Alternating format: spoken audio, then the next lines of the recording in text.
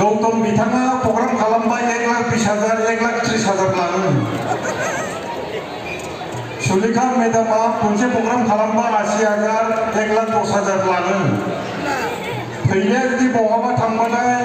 1,20,000 1,00,000 लाङो आंबोथ' दा बेयाव 1,50,000 लांगोन ना दा नोंथांमोना बे जायगायाव गुबुननो 1,00,000 1,50,000 90,000 80,000 हरबाय दं बैसागु बोथोर खुंबाय दं नाथाय नोंथांमोननि जायगायाव साबैसे एक्टर साबैसे एक्ट्रेस खालामनो हागोन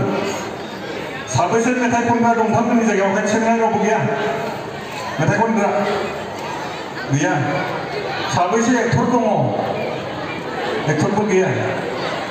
दा बेखायनो बे जायगायावबो एक्टरबो खालामनो हागोन 9 जन दंमोन मेथाइ खनग्राबो खालामनो हानांगोन डाइरेक्टरबो खालामनो हागोन सासे एक्टरा मोनसे फिल्म गानायाव बेसेबां फैसा लाङो लिंसारमोना मोनसे फिल्म खालामनायाव 3 लाख 3.5 लाख लायो सासे प्राइमारिनि मास्टारा बेसेबां मोनो बोसोराव बोसोरसेयाव 2.5 लाख 3 लाखल' मोनो दा अब्ला सासे एक्टरा जुदि मोनसे फिल्म बानायनायाव 3.5 लाख मोनोब्ला मोननै मोनथाम फिल्म बानायबा बेसेबां फैसा मोनगोन प्राइमारि मास्टारा बाहाया माथो सासे एक्ट्रेसा मोनसे फिल्म बानायनायाव 4 लाख 3.5 लाख लायो प्राइमारि मास्टारा हाया दा अब्ला सासे एक्ट्रेस बानायनायावलाय माथो लस दं सासे फिल्म लिरनाया फिल्म डाइरेक्टरा मोनसे फिल्म बानायनायाव 2 लाख 7 लाख लायो हाई स्कुलनि मास्टारा बेसेबां मोनो बोसोराव 5 लाख 4 लाखल' मोनो हाइस्टआनो 2 लाख बिदि जुदि जायोब्ला सासे फिल्म लिरग्राया मोननै मोनथाम जुदि फिल्म लिरोब्ला बोसोराव बेसेबां थाखा खामायगोन दा जों फिल्म गायो मोनसे फिल्म गानायाव बेसेबां लायो जोङो मोनसे फिल्म गानायाव 7थासो गाहामल' थाङो जों 7थासो नङाबा सानब्रै नङाबा सानथाम जों मोनसे फिल्म गानायाव 1.5 लाख 2 लाख लाबोयो दाना होमबा मा लस दं दा बेखायनो जों दिनै हारिमु आयदायावबो जोङो गावनि गथ'फोरखौ लाबोनो हानांगोन नाथाय हारिमुआव लाबोनायनि सिगां गावनि खुदियाखौ MA पास BA पास खालामग्रोनांगोन अब्लासो समाजा गनायगोन दिनै नोंथांमोना मिथिगौ फैलाया बेसेबां फरायनाय फैलायाबो MA पास जोंनिया हेलेनाया बेसेबां हेलेना एक्ट्रेसा टेक्निकेल लेभेलनि ग्रेजुवेट लिपिकाया बेसेबां फरायदों MA फरायदों गेमसिया बेसेबां फरायदों गेमसियाबो ग्रेजुवेट दा बेखायनो ओरैनो नंबां जाबां एक्ट्रेस जानो होननानै फैयोब्ला गावनि आखल आखुआ जुदि मोजां मोनोब्ला दिनैनि दिनाव बर' हारिया बेखौ गनायनानै लाला दाना नोंथांमोना जोंखौ रायो गोबां मानसिफोरानो रायो एक्टर एक्ट्रेसफोरा सोरजोंबा मोनसे फिल्म गानो थांबाय दुरनाम जाबाय दाना बिसोरनि आखलानो मोजां नंखाया बेफोरबायदि गाज्रिया मास्टारफोरनावबो थायो दाहोना रुवाथिनावबो थायो साख्रियालानावबो थायो गासैबो थायो नाथाय फिल्मनि मानसिफोरखौ हारिमुनि मानसिफोरखौ सिना जानाखाय थाब मेगनाव गोलैयो मास्टारफोराबो 3 4 लाग्रा दं बेयाव मास्टार दं नामा सार दं नामा सारमोन दं नामा प्रफेसारफोराबो 3 4 लाग्रा दं नाथाय बिसोरखौ रावबो सिनाया गाबोन जुदि मेन्डेलाया 2 लानांगौबा गाबोन मिथिजोबो बेखायनो जोङो हारिमुनि मानसिखौ सिनेमायाव ओंखारग्रा मानसिफोरखौ गोबां जों सेमिनार खालामो सेमिनार खालामनानै जों बुजायो जोंनि सायाव बर' माहारिया जोंखौ एगारनानै होदों माबा मोनसे जोंनिफ्राय लुबैयो दा बेखायनो सेमिनाराव जों रायलायो दिनै बर' हारिमु आफादफ्राबो रायलायदों जानला मानला मानसिखौ जों बर' हारिमुआव सोनानै लाया बिनि आखल बिनि केरेक्टार बिनि पार्सनेलिटि बिनि बिहेभियार बेफोर मोजां जानांगोन दा बेखायनो आं खावलायगोन दिनै जोंनि जेसेबां आर्टिस्टफोर दङ जेसेबां एक्टर एक्ट्रेसफोर दङ साफ्रोमबो मथा-मथि BA पास MA पास दा बेखायनो जोङो जायखिजाया खामानियावनो दिनै सोलोंथाइनि गोनांथि दंसै दिनै नोंथांमोना मिथिगौ क'क्राझाराव फाइन आर्ट्स कलेज दङ फाइन आर्ट्स कलेज दाना फाइन आर्ट्स कलेजाव जों नुबाय जेसेबां फरायो अदालगुरिनि लखिमपुरनि सनितपुरनि गासैबो बेयाव फरायफैयो नाथाय क'क्राझारनि फराया चिरांनि फरायहैया बाक्सानिफ्राबो गोबां खम बांसिन फरायफैयो उदालगुरिनि सनितपुरनि डिब्रुगड़नि ओरैजाय गोजान गोजाननिसो फरायफैयो बेनिफ्राय क'क्राझारनिया सानैसो एडमिसन लायो खालि स्कलारशिपनि थाखायल' स्कलारशिप मोनजोबा दाना बेवहाय जोङो फरायनो हानांगोन खुदियाफोरखौ गावबा गावनि खुदियाखौ बेवहाय मेथाइ खननायनिबो दं नाथाय हाई सेकेन्डारि पिअखौ पास खालामनांगोन मोसानायनिबो दङ दामनाय देनायनिबो दङ मुसुखा दामनायनिबो दङ मा रोखोमनि नांगौ जायफोरा हाई सेकेन्डारिखौ पास जाबाय बिथांमोना बेवहाय फरायहै फाइन आर्ट्स कलेजाव बेयाव जुदि ग्रेजुवेट जायोब्ला हाई स्कुलाव मास्टार मोनगोन मोसानायनि मास्टार दामनाय देनायनि मास्टार दिनै सरकारा मोनफ्रोमबो हाई स्कुलावनो सासे दामग्रा देग्रानि मास्टार नागिरदों सासे मेथाइ खनग्रा मास्टार नागिरदों दा बेखायनो गावबा गावनि खुदियाखौ सासे मोसाग्रानि मास्टार खालामनांगोन फाइन आर्ट्सआव हाई सेकेन्डारि फरायनाय लोगो लोगो बेयाव फरायबा गोबां स्कलारशिप मोनो ओमफ्राय फरायबाय थानायावनो आर्ट लाखिनानै बिथाङा आर्ट कलेजनि मास्टार दा बेखायनो जोङो गावबा गावनि खुदियाखौ बेवहाय हरनो हानांगोन खालि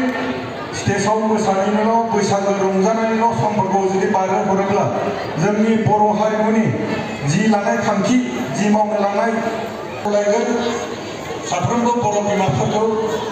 फरायनायजों लोगोसे दिनैनि दिनाव एमए पासआबो जेबो जाला बिए पासआबो जेबो जाला एमए पास जानांगौबा नोङो नेट स्लेट थानांबाय पिएचडि थानांबाय दिनै नोङो बिए जायोब्ला डिलेट थानांबाय दिनै नोङो एमए जायोब्ला बिएड थानांबाय गोबां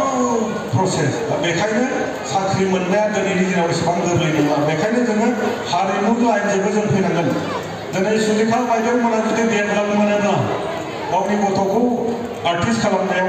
दामग्रा देग्रा खालामनायाव माथो लस दङ दिनै लिंसारमोना जुदि 1.5 लाख 2 लाख 3 लाख मोनोब्ला गावनि खुदियाखौ एक्टर बानायब्लालाय माथो लस दङ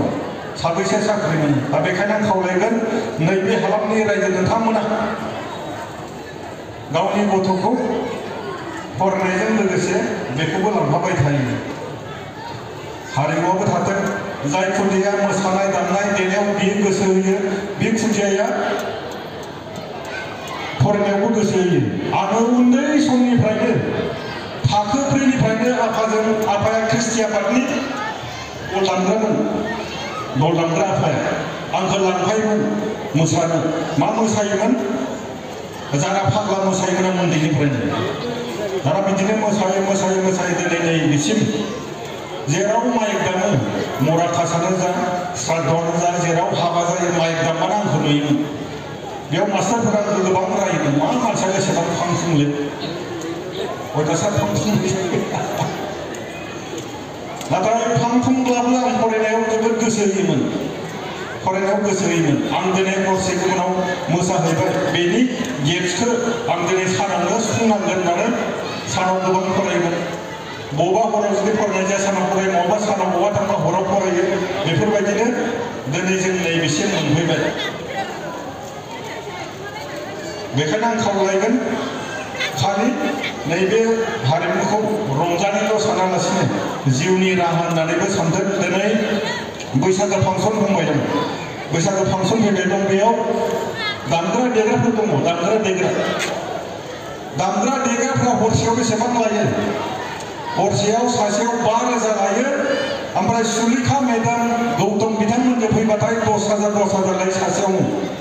दाना बैसागो दानसेया दामनो मोनो दानसेयाव बेसेबां दायो 30 सानजों 10,000 सानजाबा बेसेबां जागोन बेसेबां दामग्रा देग्रायाबो दिनै माइरं गोमाला दिनै बेवहायनो आरो सासे दङ जोंहा बारलाम्फा सार बिथाङा दिनै आसामनिफ्राय बान्था मोननो हाबाय आसाम गौरब बान्था मोनबाय दिनै बिथाङा जुदि फरायाखै होननानै नांगोलावनो जुदि हमबाय थानोब्ला आबाद मावबाय थानायमोनब्ला दिनै बिथाङा भारतनि गोबां जायगायाव गुबुन हादोराव बेरायहैनो मोननाय नङामोन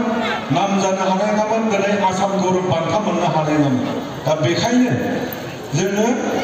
साख्रिजोंल' जानो हाया साख्रिजोंल' नाम जाया मानखौ जों खालामनो हायो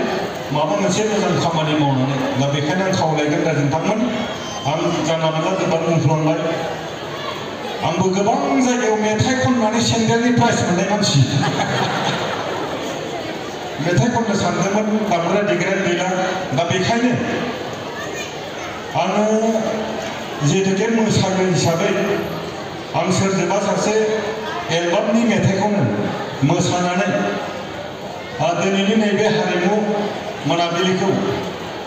मोसानायनि सिगाङावनो बेखेवनानै होबाय होननानै फोसावखानाय जाबाय रायजोफोर खनसे मोसालांगोन जानो हागौ नोंथांमोना आंनिफ्राय माबा माबि मिनिथाव लुबैदोंबो जानो हागौ नाथाय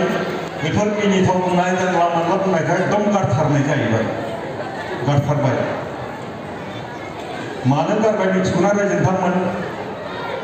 जोंनिया आंथ' हाबा जाथ'वाखैसो फैलाय हाबा जाबाय फैलानि फिसालाया फाइन आर्ट्सआव फरायो दा फाइन आर्ट्सआव फरायो एबार लास्ट इयार नाथाय दाख्लि न'आव थांनानै दंफैयो दाना फैलाय आंखौ लिंहरबाय बाय नोंथां फिसालाया न'आव दंफैलाय आंना जाबाय हाय मानो दंब्रा लोगोफोरा लाजि फोनांबाय थायोलै जाबाय हाब मा लाजि फोनाङोलै बै फैलानि लोगोफ्रा लाजि फोनांबाय थायो जाहैबाय फैलानि फिसालाखौ नुबानो ओरै खोनथि जाहैबाय फै फै फै ला फैला होननाय जादों फैलानि फिसालायाथ' लाजिसुलाना साला आफानि नामखौलाय मा खालामदों आरो खायसे आरो ओरै खोन्थियो ओरै खोनथि जाहैबाय मा होननाय जादों इयो फैला होननाय जादों आफानि नामखौलाय मा खोन्थानो लाजिबाय न'आव दंहैयो दा ओमफ्राय आंबो खायदा खालामबाय र' बै खुदियाफोरनि बिफाफोरनि नामखौ सोंनानै लादों नोंबो खोनथि होननानैबो लाजिगोन दाना सोंबाय खोन्थाबाय नामखौ मोनबाय दाना सासेखौ नुबानो ओरै खोन्थिग्रा जाबाय बेबो फैलानि फिसालायाबो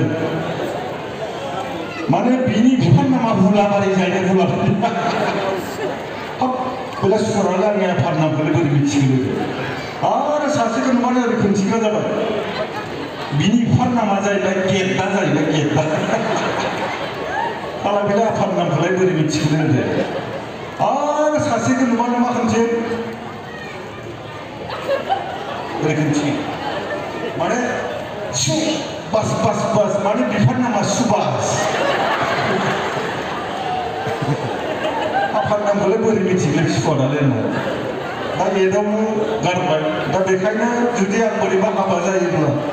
आंनियाबो खुदियाफोरा बोरैबा देरोबा आंखौबोथ' लाजि फोनांगोन दा बेखायनो बेफोरबायदि जानला मानला बुंनायखौ गारबाय दा जियानो जाबाय नोंथांमोन फैनानै जोबोद गोजोननाय मोनदों हारिमु आफादा बेसिम आंखौ खाबु होनायनि थाखाय हारिमु आफादनिसिम आंनि गोसो गोरबोनि साबायखर बावहरनाय जाबाय दिनैनि हाबाफारिखौ बेखेवना होबाय होननानै फोसावनाय जाहैबाय खनसे मोसालांगोन